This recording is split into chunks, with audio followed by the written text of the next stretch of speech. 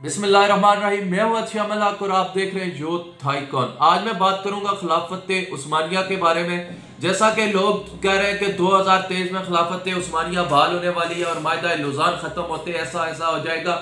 ऐसा कुछ भी नहीं है। 2023 में कोई खिलाफत बहाल नहीं होने वाली और 2023 में सिर्फ एक मायदा जो 1923 को हुआ था वो मायदा खत्म होगा।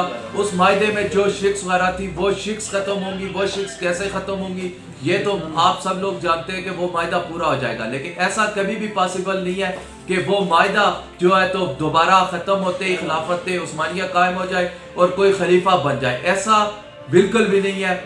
ऐसा जो लोग कह रहे हैं वो बिल्कुल झूठ बोल रहे हैं। ऐसा पॉसिबल ही नहीं है इस टाइम, क्योंकि आपको पता है खिलाफत कायम करने के लिए, खिलाफत बनाने के लिए कितनी तकदो कितनी मशक्कत करनी पड़ती है।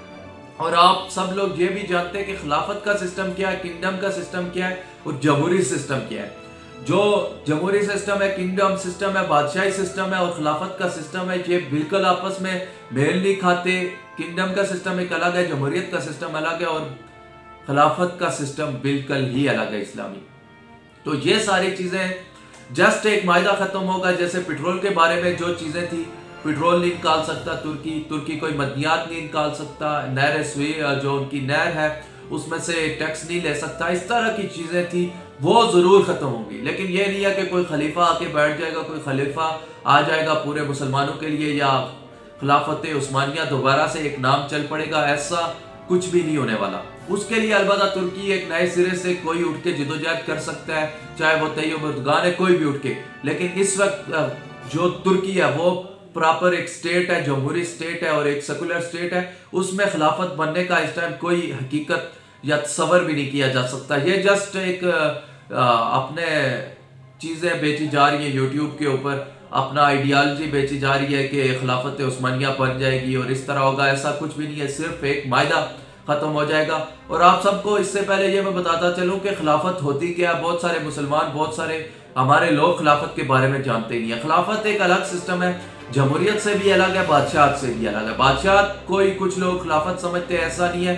खिलाफत जो होती है वो सिर्फ इस्लाम के लिए काम करती है, सिर्फ मुसलमानों के लिए काम करती है। उसका दूसरा कोई मिशन नहीं होता, उसका सिर्फ एक ही मिशन होता है, इस्लाम। और खलीफा चूज करने का भी एक बहुत ही मुनफरिद और जामिया तरीका होता है। उसमें यह होता है कि जो भी एक मजलिस शोरा होती है, एक कमेटी होती है, वो खलीफा को चूज करती है। और खलीफा ऐसे नहीं होता जमहूरियत की तरह कि कोई भी आके इलेक्शन लड़े और कहे कि मैं खलीफा बन जाऊंगा, जिसको ना कोई नॉलेज हो, ना उसको उसके बारे में इल्म हो, ना पता हो। जैसे हमारी तरह मैट्रिक पास लोग भी इलेक्शन लड़ रहे होते हैं, मैट्रिक फेल भी और इस तरह के लोग भी लड़ रहे होते हैं। ऐसा खिलाफत में नहीं होता। खिलाफत में एक ऐसा शख्स जो कि इस निज़ाम को चला सकता है, जो साहिब इल्म, साहिब राय और साहिब हिकमत रखता है, जिसका किरदार होता है, उसको चूज किया जाता है।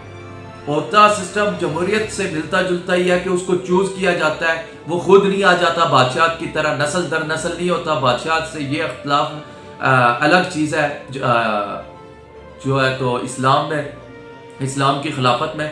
लेकिन चूज किया जाता है, लेकिन इस तरह चूज नहीं किया जाता जैसे जमहूरियत में चूज किया जाता है। किसी कोई भी अनपढ़ जाहिल उठ के कह दे कि मैं आगे होऊंगा पाकिस्तान में, जैसे हो रहा है। तो ये सारी चीजें भी आपको मद्देनजर रखनी चाहिए। ऐसा नहीं हो सकता कि तुर्की में कोई भी उठ के अब कहेगा कि मैं खलीफा हूं तो वो खलीफा बन जाएगा।